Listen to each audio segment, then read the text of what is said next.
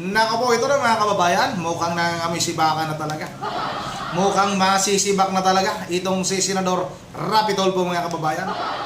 Dahil nga ayon kay Captain Dado mga kababayan, pag nagkataon na umikot na ang gulong, kanyang sisibakin itong si Senador Rapi Tulfo mga kababayan.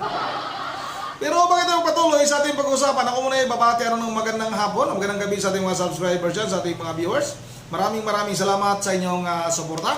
Shoutout sa inyong lahat ng mga kababayan. Sa wakas, nakahanap din ng katapat itong si Senador Rapi Tulfo mga kababayan sa katauhan ni Captain Dado. Sumabog nga sa galit itong si Captain Dado mga kababayan dahil nga sa patuloy pa rin pambabastos, napakabastos naman talaga nitong si Senador Rapi Tulfo mga kababayan sa mga testigo. Una mga kababayan, tinawag niyang stupid itong si Ma'am Gina Acosta. Pangalawa mga kababayan, itong si Limuel Ortuño. Sinabihan niya itong nagtanga-tangahan mga kababayan. Pero ang totoo naman talaga mga kababayan, si Rapi Tulfo ang totoong tanga. Hindi yung testigo mga kababayan. Dahil ba hindi lang nakuha ni Rapi Tulfo yung gusto niyang kasagutan mga kababayan, yung gusto niyang isagot nung testigo mga kababayan, tinawag niya itong nagtanga-tangahan. Tama ba mga kababayan? Sa isang senator judge na tawaging tanga o nagtanga-tangahan itong testigo? Anong klaseng senator judge ka? Mag-inihibit ka dyan, hayop ka. Hindi namin kailangan.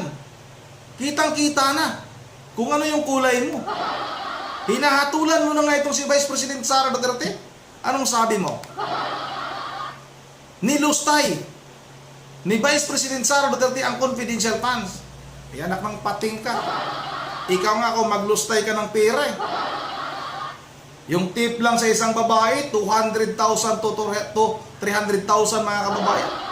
Ay yung anak mo, yung baboy mong anak, hindi baboy pala, sorry mga kababayan, yung mataba mong anak, mataba pala hindi baboy, yung mataba mong anak, magkano ba ang ginastos sa isang laklakan lang?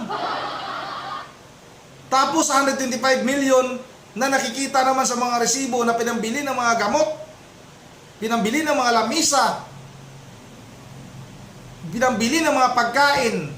Tapos sinasabihan mo itong si Vice President Sara Duterte na naglustay ng pera mula sa confidential funds. Ang kapal talaga ng mukha mo, Rapi Tulfo. Kaya nga mga kababayan, hindi rin na napigilan ni Captain Dado mga kababayan na pagmumurahin itong si Mr. Robos mga kababayan. O ito na, huwag na natin itong patagalin. Sabay-sabay na natin itong panoorin. Tapos yung kay Tulfo, stupid daw, yung witness. Nung nadinig ko yun, galit na galit talaga ako. Sabi ko kapon nung nadinig ko yun, galit na galit ako kay Tulfo. Matagal na akong galit kay Tulfo, pero ngayon, galit na galit ako doon sa pagkakasabi. Tulfo, Senate, alam nyo, impeachment court, dapat tanggalin nyo na yan sa Tulfo Tanggalin nyo. Kasi kami, ang iniisip namin, ako mismo ang iniisip ko, pwedeng ako lang nag-iisip niyan, pero kunyari, given the chance na umikot ang gulong at nagkaroon ng revolusyon, kung nagkaroon ng revolusyon ng mga tao, putragis yan, tanggalin ko talaga yung sa konstitusyon niyang ano na yan yung under a revolutionary government, tanggalin talaga yung impeachment court, Senado. Tignan niyo yung klase nung ano natin, nung judges natin. Sabihin ba naman stupido ang isang witness? You're on TV, you're on nationwide, global na live. Tarantado. So what kung senator ka, gago? Sira ulo. Hindi ka dapat nagsasalita ng ganun. Senator ka na republic, hindi ka dapat ganyan. Impeachment, senator judge ka pa. Kakaya kayo. Dapat yun, stricken out of record, tapos yun, kinosyonan mismo. Kundi kayo, tanggalin ka, animal ka. Dapat ikaw, senator judge, Tulfo, dapat ikaw mismo, mag-sorry ka. Tarantado, gago, hindi porke senador ka, hindi ka kayang galawin ng taong bayan. Tarantado kayo, mga animal kayo. Merong profesyon yung tao, no? Hindi siya on trial. On trial. Si Inday Sara. Babanatanin mo na stupid, blind loyalty, tarantado, gago. Ikaw, ano ka? Stupido ka. Kasi ikaw, blind loyalty ka rin. Kanino? Kay Bangag. Gago kayo. Animal kayo. Kayo, paldo-paldo. Ito, walang paldo eh. Ginagawa lang yung trabaho, an honest living, etc. etc. Meron siya sinusunod na chain of command niya, yung kanyang department head. Sinabi, vice presidente pa yan. Tapos nun SDO siya. Pakialam niya kung etc. etc. Tawagin stupido yung tao. Gago kayo. Siraulo kayo. Gago. Siraulo. Dapat yan, tanggalin yung tulpo na yan eh. Tanggalin kayo mga Kaya nga, alam niyo mga kababayan, pagka nagkaroon tayo ng pagkakataon, pagka nagkaroon ng pagkakataon, tanggalin natin yung power na binibigay natin sa konstitusyon, na binibigay yung power sa Senado na maging impeachment court. Hindi dapat natin payagan. Ulitin yan, na maging impeachment court ang Senado. Dapat Supreme Court na lang. Mas scary na Supreme Court. Ang Supreme Court, subukan yung magsalita kayo ng ganyan. Stupido, sabihan nyo witness, kung di ka binusalan eh. Puta, isang Supreme Court Justice, sasabihin niyan, hindi. Mahiya kayo.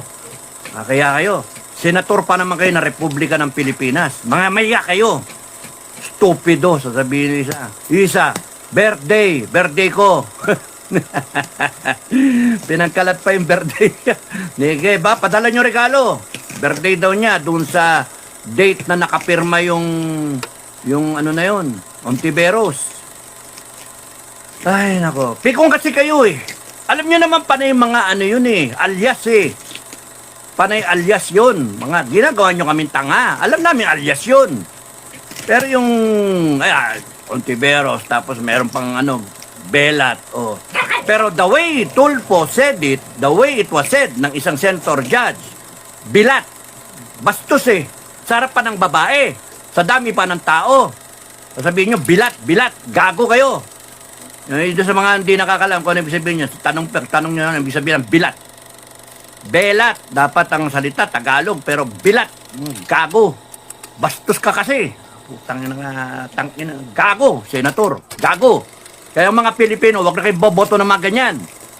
Tarantado na, binigyan mo lang, pinabili nyo lang na ng suka, pagbalik akala mo kung sino nang yabang-yabang eh. Mga putragis na nga yan. Tapos pagdating ng eleksyon 2028, ang babait na naman ng mga animal na yan.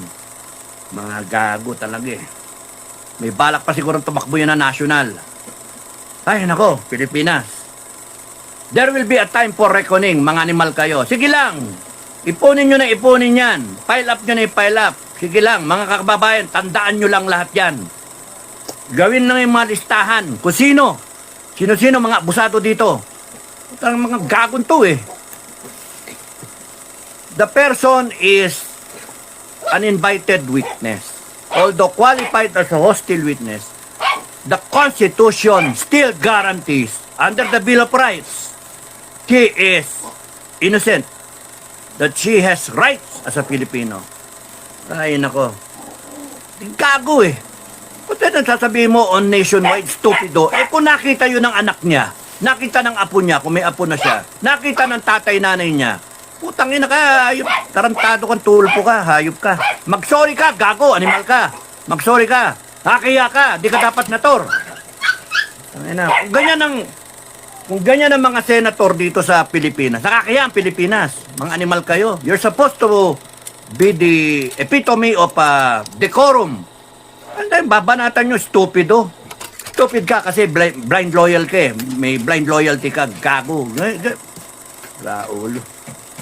Kayo, ano mang ginagawa ninyo? Blind loyalty kayo sa putragis na bagahe syndicate. Maleta syndicate. Gago kayo. Mga kababayan, may katotohanan din naman talaga eh. Na mas bulag pa sa katotohanan. Itong si Senador Rapi Tulfo, mga kababayan. Dahil nga sa kanyang katapatan kay Pangulong Marcos Jr., mga kababayan, takot na takot ito na banggitin man lang itong flood control, mga kababayan.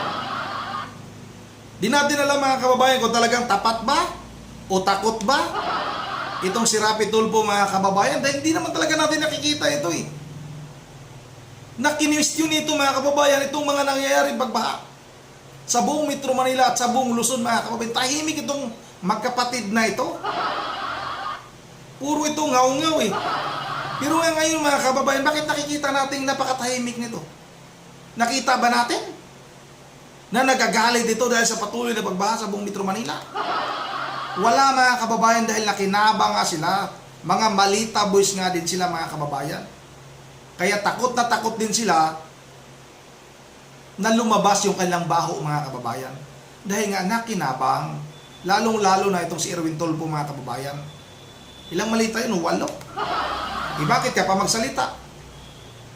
Bakit mo ililibing sa sarili mong hukay yung sarili? Di ba? Piliin mo lang siguro talagang manahimik. Katulad ng ginawa nitong si Rapi Tulfo mga kababayan.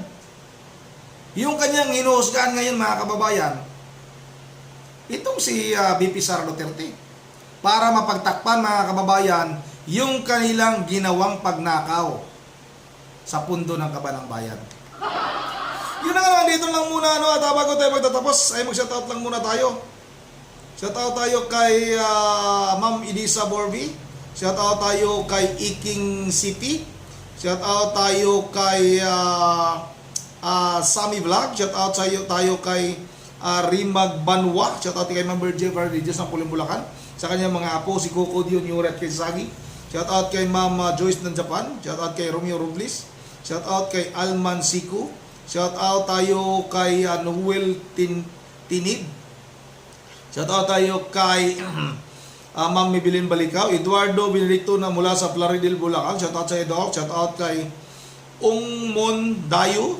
Shoutout na rin kay Gregorio Espirito. Shoutout na rin kay sino ba to? Araceli Mariano. Yun na lang, dito lang muna. At once again, this is Rundi TV mo. Ingat na lahat. Ma'am Edisa Borby, shoutout din pala sa iyo ma'am. At kay Ma'am Joyce, nakalimutan ko siguro. Once again, this is Rundi TV mo. Ingat na lahat. God bless bawat isa sa atin.